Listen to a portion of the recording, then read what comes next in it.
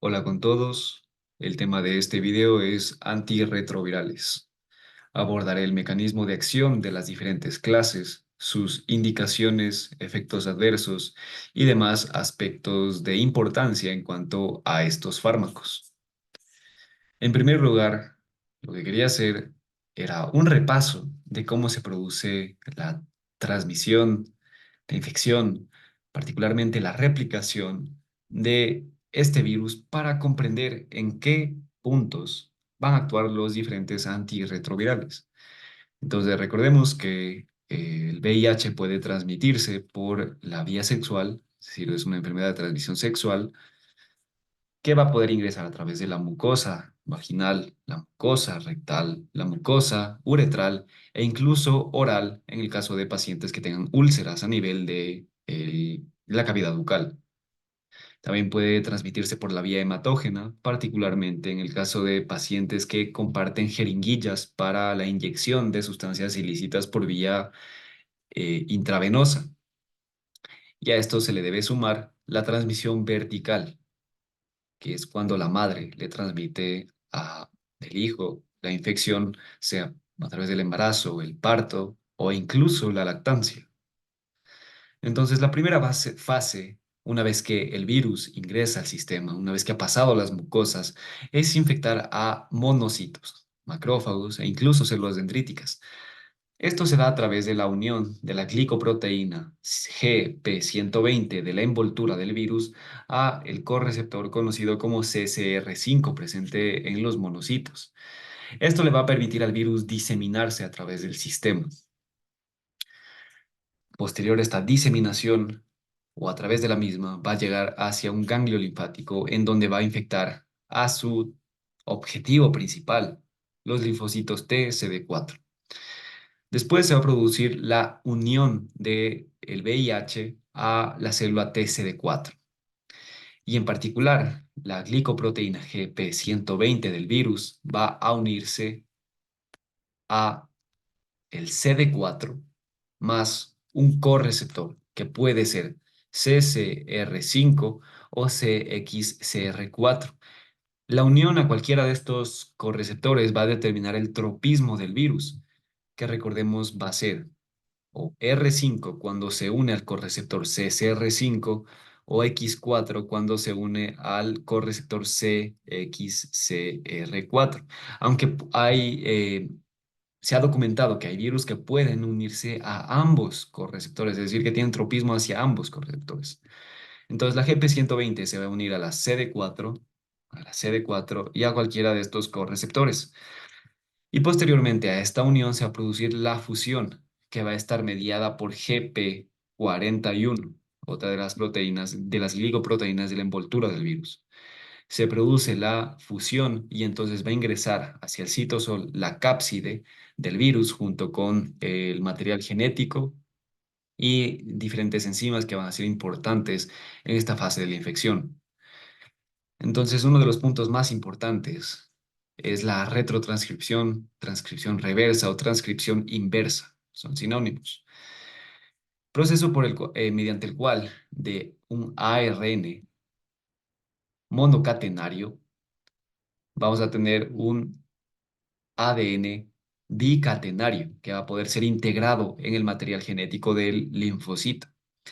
Entonces, para ello, primero se une un ARN de transferencia como un cebador o primer a el ARN viral. Después va a venir la retrotranscriptasa y a través de su mecanismo de polimerasa va a sintetizar la cadena complementaria de dirección negativa. Posteriormente, va a través de un mecanismo RNasa que también está dentro de las funciones de esta retrotranscriptasa, va a desintegrar el componente de ARN para que solo se quede el componente de ADN y poder sintetizar el- la cadena complementaria positiva de ADN para ya terminar con la síntesis del material genético viral, pero en este punto en forma de ADN. Adicionalmente, va a sintetizar en los extremos de este ADN de doble cadena unas secuencias que se conocen como LTR, que van a ser importantes para la integración del material genético del virus en el material genético de la célula. Algo que es sumamente importante tener en consideración es que la retrotranscriptasa atiende en gran medida a los errores en cuanto a la síntesis de ADN. Es así que por cada 200 pares de bases que agrega a la cadena durante la elongación, al menos va a cometer un error, es decir, va a agregar un nucleótido eh, erróneamente. Y esto es lo que puede potencialmente explicar por qué hay tanta tendencia a la resistencia a los fármacos antirretrovirales. Por qué se produce resistencia hacia una gran cantidad de antirretrovirales? Es porque al cometer tantos errores, la proteína que se sintetiza posteriormente va a ser diferente a la del virus previo, va a tener otras secuencias, va a tener otros aminoácidos y entonces los antirretrovirales que utilicemos quizás no se van a utilizar, no se van a unir efectivamente a la estructura de la retrotranscriptasa o de otras proteínas del virus. Una vez que se produce la retrotranscripción, la cápside, junto con el material genético en su interior, va a translocarse, sí a translocarse hacia el núcleo. Una vez que ingresa el material genético y la integrasa, que es una enzima importante que les voy a explicar ya lo que hace, se va a formar el complejo de preintegración dentro del núcleo. Entonces, formado este complejo de preintegración, que está formado por la integrasa principalmente y el material genético, en este caso un ADN de doble cadena del virus, esta enzima va a permitir que el material genético se integre, como el nombre de la misma enzima lo indica, en el material genético de la célula TCD4. Y esto explica por qué la infección es permanente. Es porque en tanto un paciente tenga células TCD4, va a seguir produciendo, va a seguir sintetizando, va a seguir transcribiendo el material genético del virus y por ende después el virus se va a formar de manera perpetua durante toda la vida del paciente. Es así que la única alternativa aquí es borrar de la existencia todas las células TSD4 del paciente, pero no es factible, evidentemente. Entonces solo nos queda controlar la infección, la replicación del virus, pero no como tal curar la infección, puesto que debido a este mecanismo no es posible. Posteriormente se produce la transcripción del ARN a través de nuestra propia maquinaria celular, la ARN polimerasa de tipo 2, que va a transcribir el material genético del virus a ARN mensajero. Algo que es importante tener en consideración aquí es que recordemos que los leucocitos en general, los genes de los leucocitos, incluidos los linfocitos, eh, su transcripción está promovida por las citocinas, particularmente por las citocinas proinflamatorias. Entonces, recordemos qué es lo que se produce después de la infección por el VIH. En tanto van disminuyendo las concentraciones de las células TCD4, aumenta el riesgo de infecciones oportunistas. Entonces el paciente va a tener infecciones con mayor frecuencia. Y entonces al tener infecciones con mayor frecuencia, va a tener con mayor frecuencia una producción incrementada de citocinas que van a funcionar como factores o van a promover la activación de factores de transcripción que van a permitir la transcripción del material genético viral.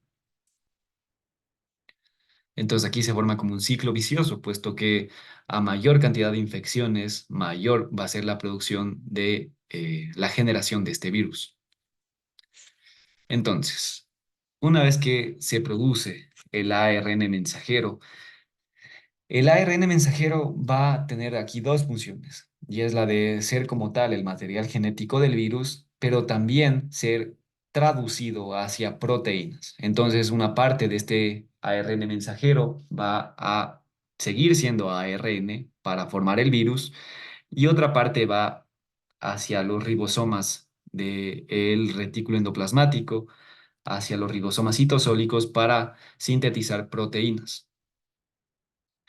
Entonces, los que se dirigen hacia el retículo endoplasmático van a ser traducidos a la proteína GP160, que va posteriormente a ingresar al aparato de Golgi, y aquí va a ya dividirse en GP120 y GP41, que va a ingresar o va a quedar dentro de la membrana plasmática.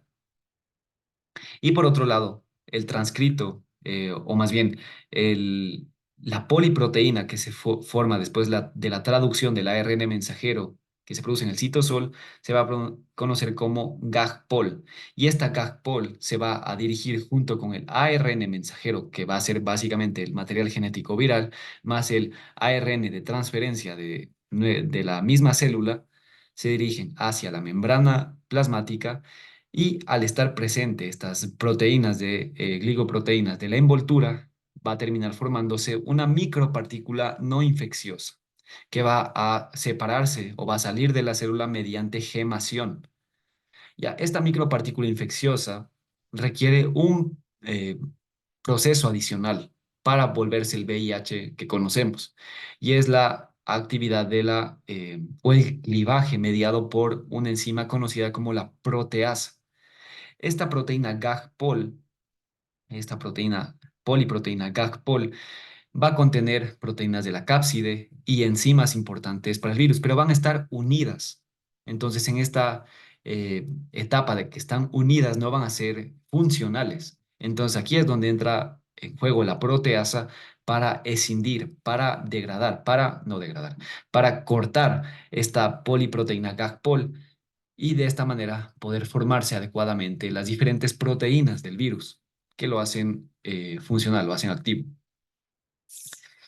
Ya, entonces, como resumen, recordemos, primero se produce la unión, fusión y entrada del virus a través de GP120, GP41 en el caso del virus, y en el caso de leucocitos CCR5, CXR4 y CD4. Después se produce la retrotranscripción, en donde se va a producir ADN de doble cadena a partir de un ARN monocatenario. Después, la integración del material genético en el ADN celular. Después, la replicación del ADN a ARN mensajero. Después, la traducción, bien, la traducción de las proteínas del ARN mensajero a proteínas que van a ser importantes para el virus. Después, el ensamblaje, en donde se va a formar GP120 y GP41. Después, las poliproteínas GAG-POL más ARN transferencia se dirige a la membrana celular, se forma la micropartícula, y por último la maduración, en donde la proteasa va a cortar estas poliproteínas para formar al virus funcional. Ahora, una vez eh, he dado este contexto, antes de explicar los diferentes fármacos existentes, vamos ya con lo que son los antirretrovirales. Existen 6 clases mayores de fármacos, entre los cuales van a estar inhibidores de la retrotranscriptasa, inhibidores de la integrasa, inhibidores de la fusión y de la entrada, e inhibidores de la proteasa. La mayoría de los regímenes de terapia de antirretrovirales va a consistir en dos análogos de nucleócido. Aquí se fue una N, es NRTI, que van a inhibir a la retrotranscriptasa, más un tercer agente de cualquier clase diferente, que suele ser un inhibidor de la integrasa, al menos en la infección inicial, en un paciente sin terapia previa. Entonces vamos primero con los inhibidores de la retrotranscriptasa de tipo nucleócidos, análogos de nucleócidos. Aquí vamos a tener al abacavir, que es un análogo de guanosina, emtricitabina, análogo de citosina, lamivudina, análogo de citosina, sidobudina, análogo de timidina, tenofovir, análogo de adenosina, didanosina y estabudina. ¿Qué es lo que van a hacer? Estos inhibidores de tipo análogos de nucleócido, una vez que ingresan a la célula, van a dirigirse hacia la mitocondria para ser fosforilados. Y van a tener una estructura muy similar a los nucleótidos. Una vez que han sido fosforilados, van a tener una estructura muy similar a los nucleótidos que utiliza la polimerasa para poder sintetizar ADN. Entonces aquí va a actuar como un falso nucleótido, el fármaco que hemos administrado, y va a dirigirse hacia el sitio activo de la enzima de la retrotranscriptasa. Esta va a agregar a la cadena complementaria este falso nucleótido y entonces una vez que se ha unido, en este caso el abacavir o el tenofovir o sidobudina, detiene por completo la elongación de la cadena complementaria de ADN, puesto que no pueden unirse en el extremo, por así decirlo, 3' de este análogo de nucleócido más nucleótidos. Entonces, así se inhibe la transcripción, perdón, la retrotranscripción. Bien, adicionalmente, en los exámenes a veces se nos suele pedir identificar qué tipo de antirretroviral o de a qué clase de antirretroviral se trata, se pertenece un determinado fármaco. Entonces aquí un truco para tratar de memorizar es que los inhibidores de la retrotranscriptasa de tipo nucleócidos, análogos de nucleócidos, suelen terminar en vir. Ya, las últimas 3 letras del nombre suelen ser vir, abacavir, tenofovir. Y el resto de fármacos de esta clase suelen tener un nombre muy similar a los nucleócidos. Recordemos, eh, entricitabina va a tener un CIT similar a citosina. Lamivudina va a tener un nombre similar a citidina, el nucleócido, citidina. Sidobudina, de igual manera, a timidina. Didanosina, adenosina. Estabudina, de igual manera, timidina.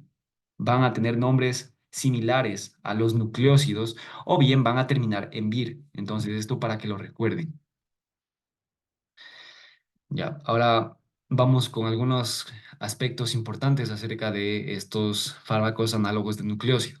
Y es que existe un riesgo significativo de resistencia, puesto que una vez que se producen mutaciones en el gen que codifica para la retrotranscriptasa, esta no va a unirse adecuadamente a estos análogos de nucleócido y de esta manera puede generarse resistencia.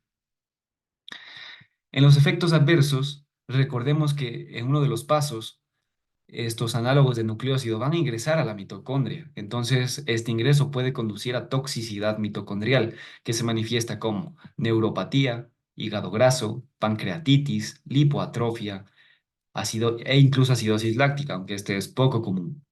Estos efectos adversos son característicos de esta clase de fármacos en general, pero vamos a ver más adelante que algunos van a tener unos efectos adversos que solo están presentes en ese fármaco y así para todos, para toda esta familia. En cuanto a las interacciones farmacológicas, en su mayoría estos fármacos no experimentan metabolismo hepático, sino que directamente ingresan a la célula, son metabolizados, son fosforilados y van a cumplir su función.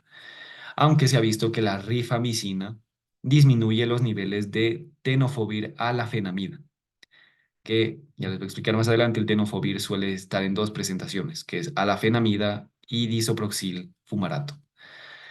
Y algo a tener en consideración es que algunos de estos fármacos inhibidores de la retrotranscriptasa, análogos de nucleócido, van a ser funcionales, nos van a servir para la infección por hepatitis B, en particular tenofovir, emtricitabina y lamivudina van a ser útiles para esta infección. Ahora, aquí hay un problema, y es que si el paciente eh, infectado por VIH e infectado por hepatitis B descontinúa estos fármacos antirretrovirales, puede dar lugar a un brote de hepatitis B como una reagudización. Ahora, después, una segunda clase son los inhibidores de la retrotranscriptasa, pero en este caso no nucleócidos. Lo suelen abreviar así, NNRTI. Aquí los fármacos van a ser efavirenz, nevirapina, doravirina, etravirina y rilpivirina. El mecanismo de acción, en este caso, como no son análogos de nucleócidos, entonces no van a ser agregados como tal a la cadena de ADN, sino que alostéricamente, fuera del sitio activo de la enzima, van a unirse a la retrotranscriptasa y van a generar un cambio conformacional que va a impedir que ésta actúe con normalidad, que cumpla su función, en este caso, de la elongación de la cadena de ADN. Algunas consideraciones importantes a tener en cuenta con respecto a los inhibidores de la retrotranscriptasa no análogos de nucleócido es que no cubren al VIH de tipo 2, solo cubren al 1. Van a tener una absorción por vía oral adecuada y de igual manera van a tener una tendencia alta a la resistencia. Suelen tener un tiempo de vida media mayor a 24 horas, por lo tanto suelen requerir solo una dosis al día. En el caso de la doravirina, es un tiempo de vida media de entre 15 a 21 horas. Y aquí quiero mencionar algo que es sumamente importante en cuanto en particular a la descontinuación de los fármacos. Hay algo que se conoce como monoterapia funcional. Y es que cuando, digamos, estamos administrando dos análogos de nucleócido más un inhibidor no análogo de nucleócido, y descontinuamos los dos al mismo tiempo, recordemos que los no análogos de nucleócido tienen un tiempo de vida media larga, mayor a 24 horas. Entonces, eh, es posible que el fármaco continúe en la circulación por un tiempo mayor al que permanecen en sangre, permanecen en circulación los análogos de nucleócido u otros fármacos. Entonces, esto puede generar un ambiente más propicio para la replicación del virus, puesto que ya solo está siendo inhibido o sí inhibido por un solo fármaco. Pero al no ser inhibido por más fármacos, solo por uno, entonces esto genera un ambiente selectivo que hace que algunos de los virus eh, sean más propicios para replicarse en un determinado ambiente selectivo en el cual solo van a estar estos no análogos de nucleócido, va a permitir que ese virus se replique de manera más efectiva que el resto. Y entonces, posteriormente, si vuelve a administrarse este mismo fármaco, es posible que ya no sea efectivo, que haya resistencia hacia este fármaco. Entonces, para ello es importante continuar con la terapia de análogos de nucleócido 5 a 7 días después de haber descontinuado los no análogos de nucleócido, para evitar que se forme este ambiente selectivo que permita que ciertos virus puedan llegar a tener resistencia y replicarse.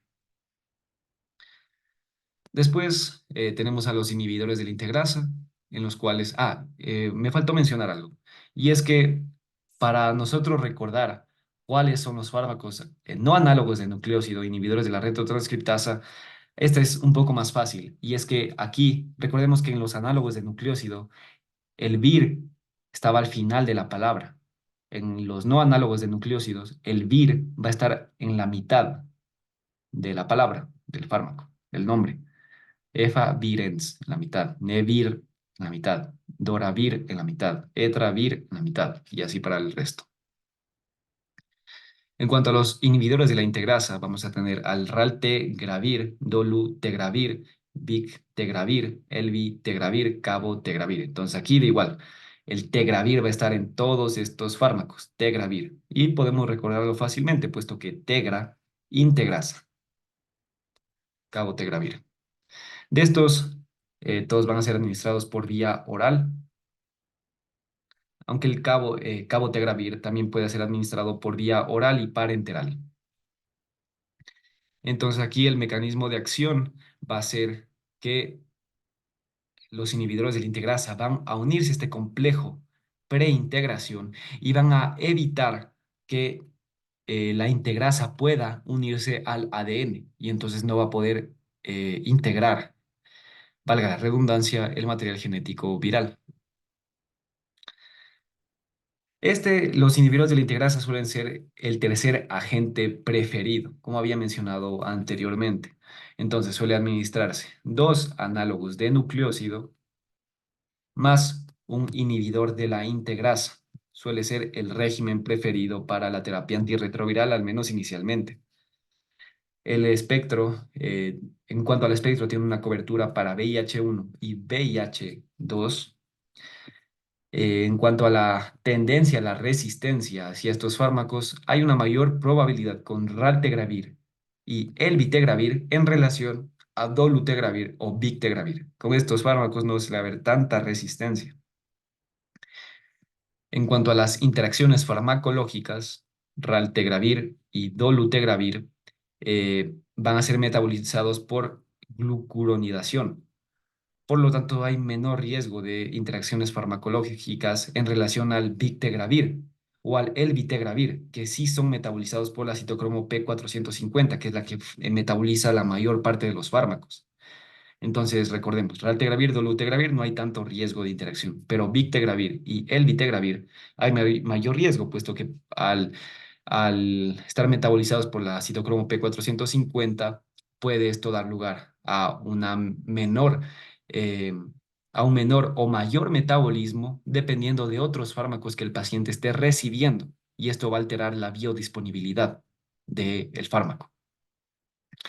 Efectos adversos de esta clase de fármacos va a ser ganancia de peso, insomnio, mareo y algo que es poco común es que los pacientes experimenten depresión o miopatía, en las cuales podamos encontrar CPK elevada, es decir, fosfo, eh, creatina quinasa elevada, miositis o rabdomiólisis. Y esto es más común con raltegravir y dolutegravir. Bien, por otro lado tenemos a los inhibidores de la proteasa. Aquí los fármacos van a ser darunavir, atazanavir, lopinavir, indinavir y fosartanavir. Aquí ya vemos el patrón para poder reconocer que estos son inhibidores de la proteasa es que van a terminar en navir, navir, navir, navir y navir. El mecanismo de acción básicamente va a ser inhibir a la proteasa y entonces va a evitar que esta poliproteína GAG-POL va a evitar eh, que la proteasa corte esta poliproteína y forme las proteínas funcionales como tal, de la cápside o las enzimas. Entonces estas no van a formarse y entonces el virus no va a ser funcional, va a quedarse en una micropartícula no infecciosa. Bien, las indicaciones de los inhibidores de la proteasa va a ser pueden utilizarse como tercer agente en pacientes sin terapia previa, aunque ya vimos que los de preferencia son los inhibidores de la integrasa, en pacientes con falla terapéutica de régimen inicial, pacientes que buscan régimen sin análogos de nucleósido, y algo que es importante en cuanto a esta clase de fármacos es que deben ser utilizados siempre con potenciadores farmacocinéticos, que lo voy a explicar más adelante. Y estos potenciadores son cobicistat y ritonavir. Y se preguntarán, ¿ritonavir no es un inhibidor de la proteasa? Termina en navir. Y la respuesta es que sí. Pero en este caso, el ritonavir va a utilizarse como potenciador farmacocinético, pero en dosis bajas, puesto que en dosis altas, en las dosis que solían utilizarse para tratar la infección como tal, este fármaco no es tan bien tolerado, tiene un perfil de efectos adversos significativos que lo hacen menos indicado que estas otras opciones. El espectro va a ser HIV-1 y HIV-2 y va a haber un bajo riesgo de resistencia hacia los inhibidores de la proteasa. Efectos adversos asociados a la clase, pues sí hay algunos que hay que tener en consideración, puesto que eh, esta clase como tal incrementa el riesgo de resistencia a la insulina, puede generar hiperglicemia, diabetes, hiperlipidemia, lipodistrofia, hepatotoxicidad e incluso prolongación del intervalo PR. Y de todos los fármacos de antirretrovirales son los que mayor tasa de interacciones farmacológicas tienen, puesto que todos estos son metabolizados por la citocromo P450. Y bueno, como ejemplo, eh, en la página de interacciones de fármacos de UpToDate, tan solo miren la cantidad de interacciones farmacológicas que existe con, en particular, este inhibidor de la proteasa, que es el atazanavir. Hay una gran cantidad de interacciones interacciones farmacológicas debido al metabolismo a través de la citocromo P450. Por ello es importante conocer al menos los fármacos más importantes que son metabolizados por la citocromo P450, tanto los que inducen como los que inhiben, y principalmente la citocromo P3A4. Después tenemos los inhibidores de la unión y fusión, y aquí primero está el antagonista CCR5, que es el Maraviroc. Recordemos que el CCR5 al CSR5 se le va a unir la glicoproteína GP120. Entonces, eh, la función de este fármaco va a ser impedir la unión del virus. Eh, Algo que es sumamente fundamental, en particular para el uso de este fármaco, es que se requiere un ensayo de tropismo. Como les mencioné antes, hay virus que se unen solo a R5, solo a CCR5, solo a CXR4 y otros que se unen a R5 y a CCR5 y CXR4. Entonces, si es que el paciente tiene tropismo solo hacia, el virus tiene tropismo solo hacia CCR5, la terapia con Maraviro puede ser efectiva. Pero si es que no, si es que presenta otro tropismo o un doble tropismo, pues no va a ser efectivo. Este fármaco experimenta metabolismo hepático, tiene una excreción renal y hepática, va a requerir ajuste de dosis en pacientes con un aclaramiento de creatinina menor a 30 mililitros por minuto o que estén en diálisis. Y también requiere ajustes en pacientes que reciben fármacos que induzcan o inhiban al citocromo P3A4. Después tenemos a los bloqueantes de estas glicoproteínas virales de la envoltura. Primero tenemos al bloqueante GP41, que es la enfuvirtida, que va a inhibir la fusión que está mediada por el GP41.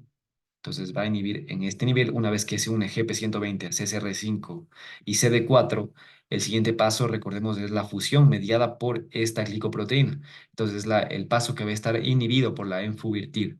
Y para que recuerden la función, para que recuerden cuál es la función de este fármaco, en su nombre mismo lo dice enfu, la fusión, para que lo recuerden. La limitación de este fármaco es que va a requerir inyecciones 2 veces al día, entonces esto no puede comprometer la adherencia del paciente. Después tenemos el bloqueante GP120, que es el fostemsavir, que va a inhibir la unión del GP120 al correceptor CCR5 o CXR4.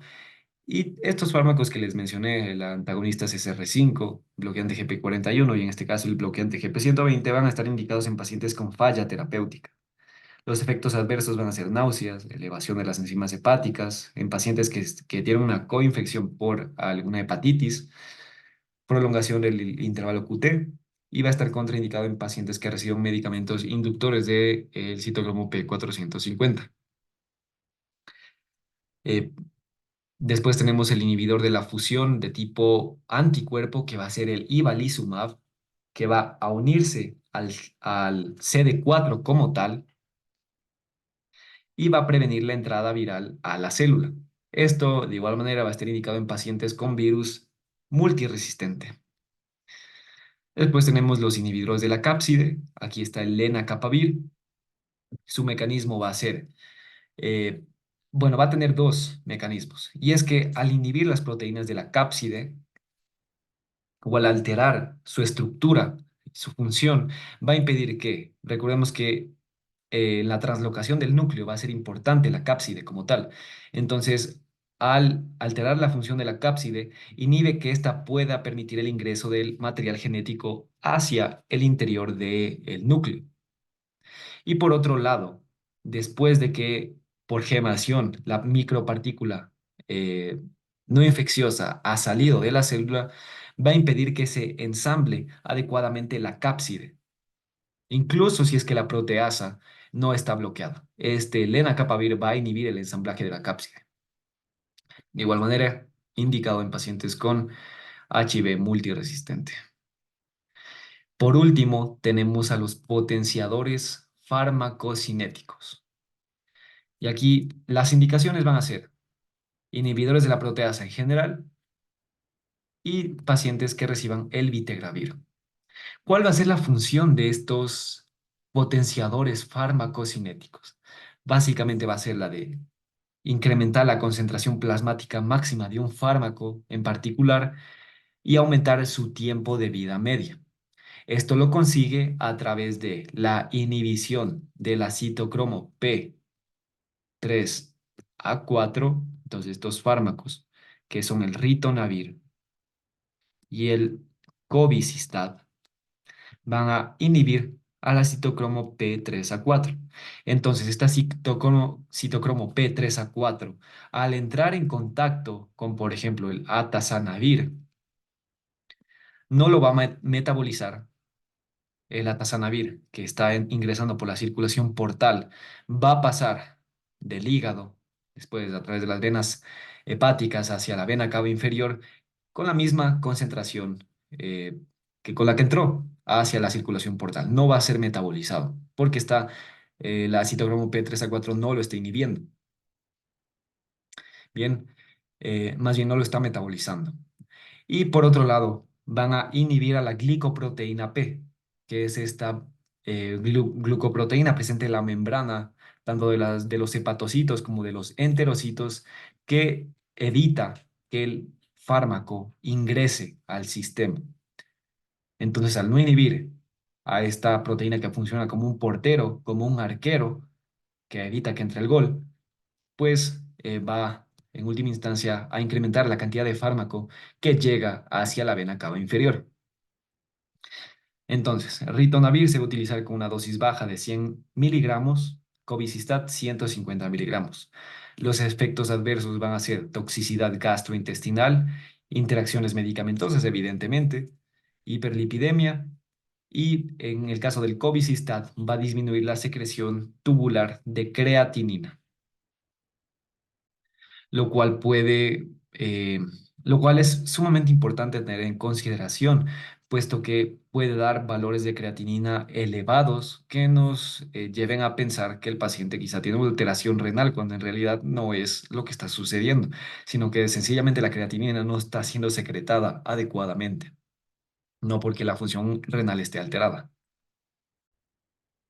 Bueno, entonces, una vez que he abordado de manera general las diferentes clases de antirretrovirales, vamos con algunos fármacos, en particular de inhibidores de la retrotranscriptasa, análogos de nucleócido, no análogos de nucleócido, inhibidores de la proteasa e inhibidores de la integrasa.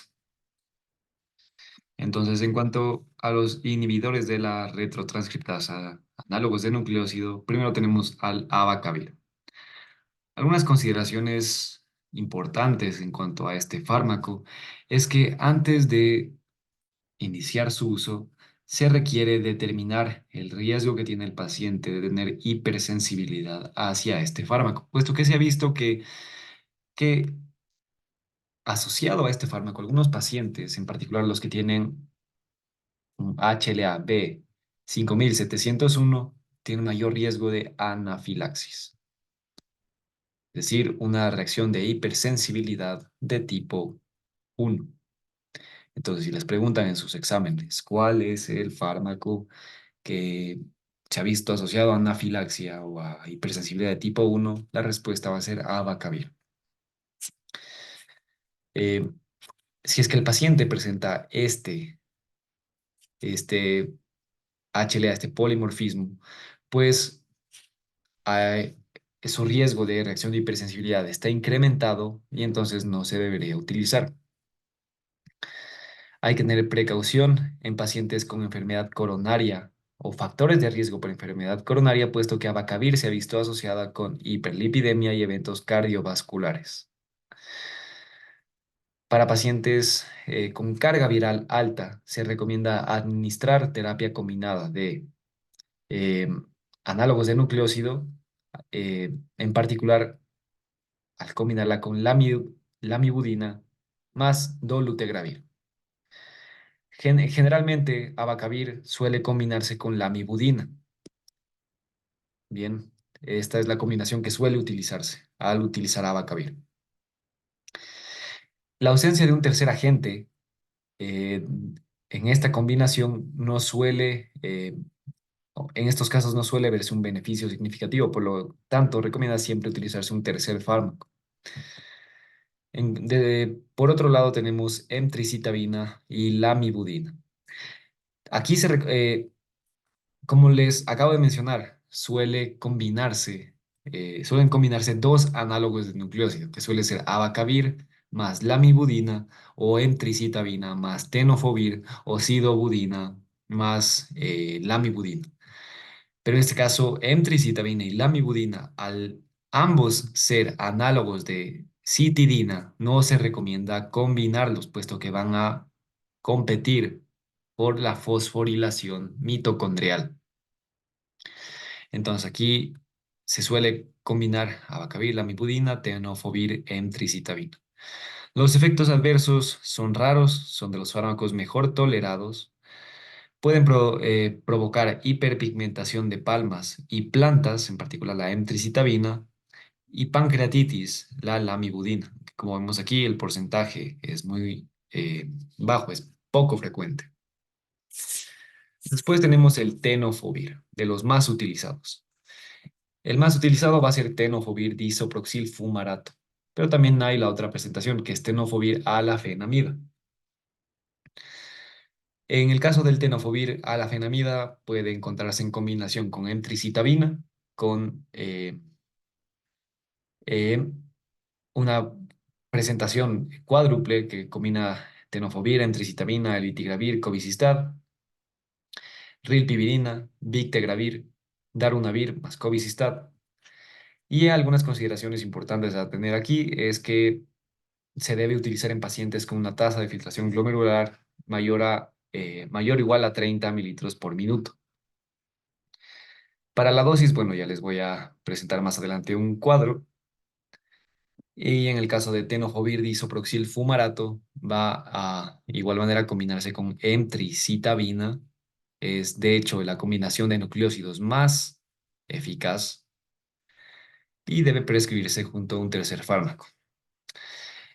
El problema con tenofovir disoproxil fumarato es que este tiene un mayor riesgo de daño renal, de necrosis tubular aguda, de enfermedad renal crónica, de diabetes insípida nefrogénica.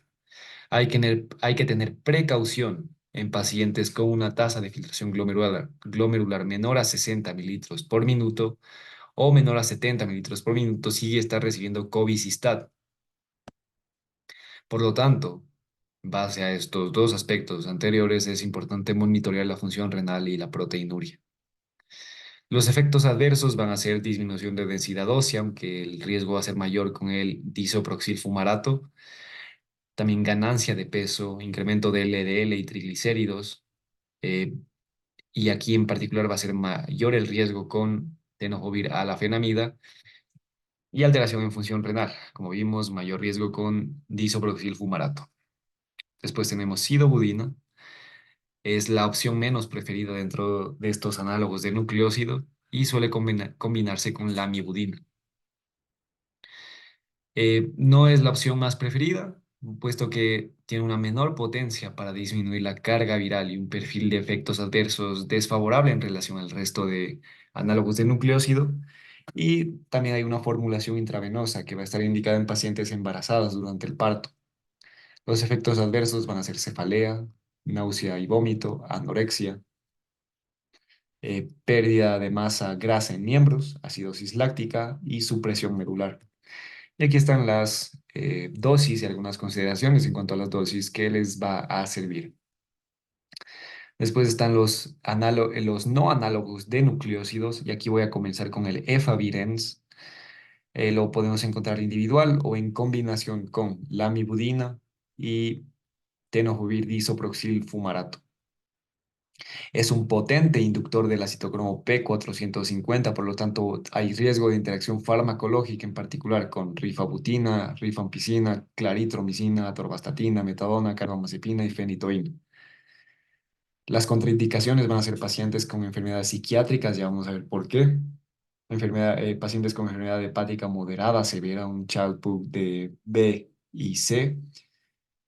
Pacientes con riesgo de taquicardia ventricular polimórfica, puesto que este fármaco puede prolongar el intervalo QT. Ahora, en cuanto a los efectos adversos, algo que es característico del efavirenz es la toxicidad del sistema nervioso central y algo que suele ser muy preguntado, que seguramente va a ir en sus exámenes, lo de los sueños vívidos. Esto tienen que recordarlo muy bien. Efavirenz suele ser relacionado a sueños vívidos. Tenía confusión, mareo y consecuencias a largo plazo puede ser irritabilidad, ansiedad y depresión. Se ha visto que con este fármaco en particular hay mayor tendencia a ideación e intentos autolíticos. Puede elevar enzimas hepáticas, puede prolongar el intervalo QT, erupciones cutáneas que en casos raros pueden ser severas, como en el caso de eh, casos raros en los cuales puede presentarse el síndrome de Stevens-Johnson, hiperlipidemia. Y aquí se recomienda administrar el fármaco con estómago vacío si es que tiene estos efectos adversos, puesto que eh, eh, al administrar, eh, al no administrar junto a alimentos que contengan lípidos, disminuye su absorción y entonces hay menor biodisponibilidad. Después tenemos doravirina, que todos estos fármacos van a ser administrados por vía oral, la gran mayoría. Aquí suele administrarse junto con tenofovir más lamivudina, aunque también hay la formulación individual. Está metabolizado por el citocromo P450. No vamos a administrar en pacientes que reciben rifampicina, puesto que disminuye mucho la biodisponibilidad del fármaco. Y en pacientes que reciben rifabutina hay que incrementar la dosis. Los efectos adversos, aunque menor en relación al riesgo con efavirenz, es mareo, alteración del sueño o alteración del sensorio. Etravirina va a estar indicada en pacientes con VIH resistente principalmente.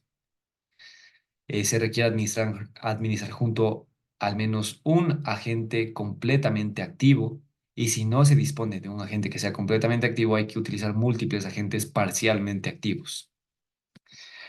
En cuanto a las interacciones, si se administra junto a dolutegravir, debemos agregar un potenciador farmacocinético. Los efectos adversos son erupción cutánea, que suele presentarse entre la semana 2 a 4, y algo que es raro es el síndrome de Stevens-Johnson, que puede producirse con este fármaco. En cuanto a la nevirapina, las indicaciones son pacientes que ya hayan recibido tratamiento antirretroviral previo. Y en cuanto al conteo de CD4, no se recomienda administrar en pacientes que tengan, en el caso de mujeres, un conteo mayor a 250 células por microlitro y en hombres mayor a 400 células por microlitro. Entonces, estos son los puntos de corte. Por debajo de estos está indicada la nevirapina. Contraindicaciones: pacientes con enfermedad hepática moderada a severa. En efectos adversos vamos a tener hepatotoxicidad y reacciones cutáneas severas como síndrome de Stevens-Johnson. Por último tenemos la rilpivirina. Vamos a encontrarla como individual o en combinación con tenofovir, disoproxil fumarato más emtricitabina, tenofovir alafenamida más emtricitabina y dolutegravir más rilpivirina. También hay una formulación intravenosa. Las indicaciones van a ser pacientes sin tratamiento previo con una carga viral menor a 100.000 copias por mililitro y un conteo de CD4 mayor a 200 células por microlitro. También va a ser indicado en pacientes que ya están con supresión virológica, es decir, que ya tienen un conteo menor, sí, una carga viral menor a 50 copias por mililitro. Y algunas consideraciones importantes son que este fármaco necesita de ácido gástrico para poder ser absorbido. Entonces, bloqueadores de la bomba de protones como el omeprazol y antiácidos van a reducir la absorción de este fármaco. Por lo tanto, es importante darlo con alimentos y en lo posible no administrar bloqueadores de la bomba de protones.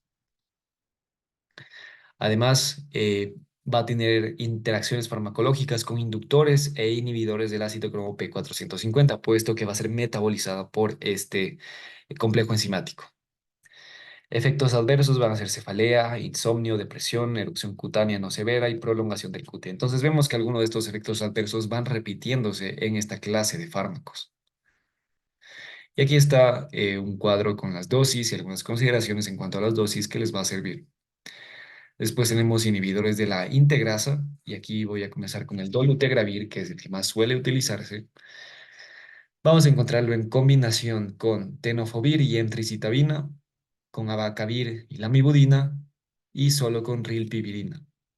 Las indicaciones son pacientes sin tratamiento previo, pacientes con supresión virológica que quieran cambiar a un régimen sin análogos de nucleócido, en este caso dolutegravir más rilpivirina, y pacientes previamente tratados con inhibidores de la integrasa más sospecha o confirmación de resistencia a los mismos, puesto que recordemos que dolutegravir tiene un bajo riesgo de resistencia en comparación a otros inhibidores de la integrasa.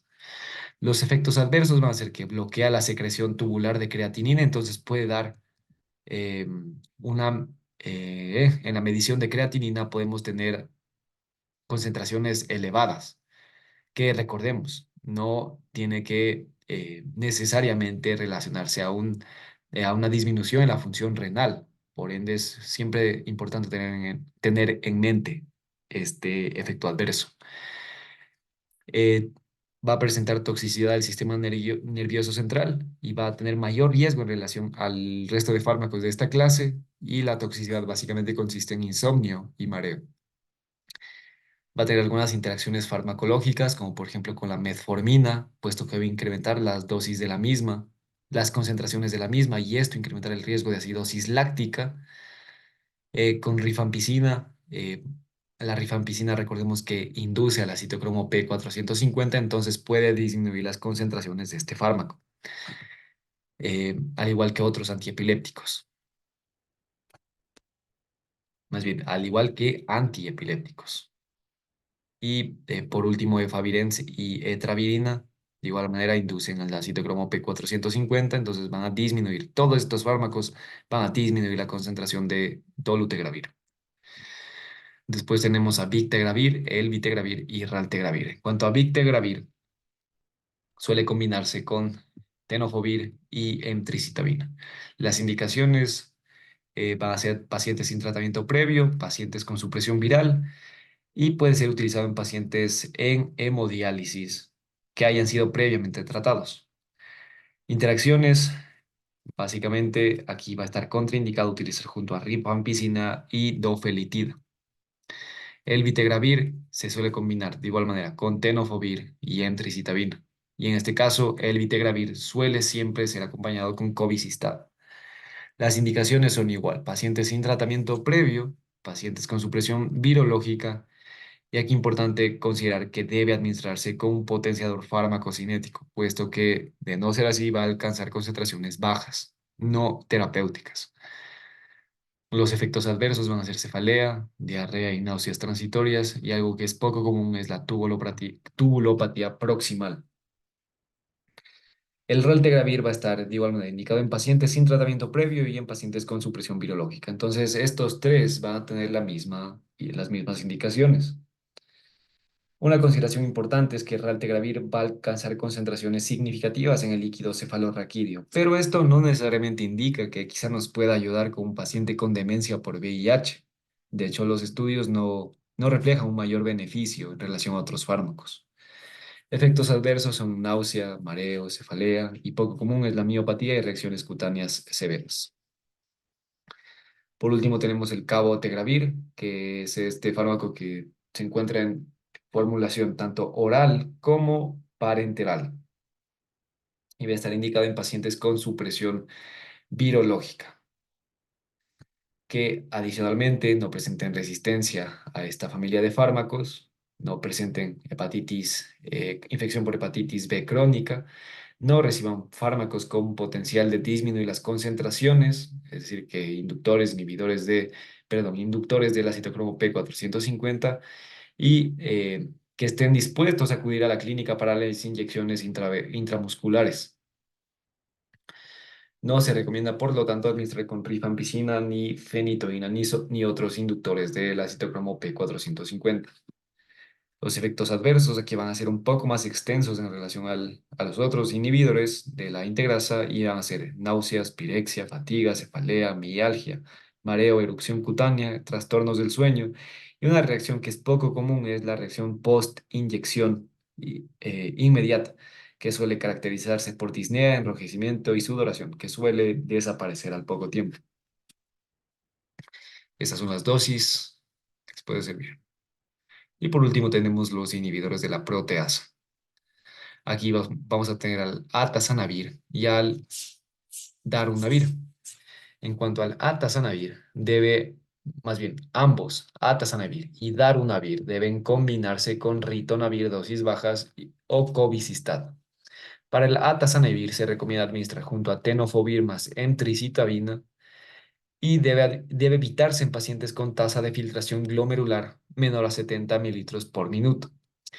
De igual manera requiere ácido gástrico para poder ser absorbido y por lo tanto se debe evitar administrar junto a inhibidores de la bomba de protones como omeprazol o a sus equivalentes a más de 20 miligramos al día. Los efectos adversos van a ser menor riesgo de alteraciones metabólicas y cardiovasculares, aunque presentes, pero va a tener un menor riesgo en relación a otros inhibidores de la proteasa.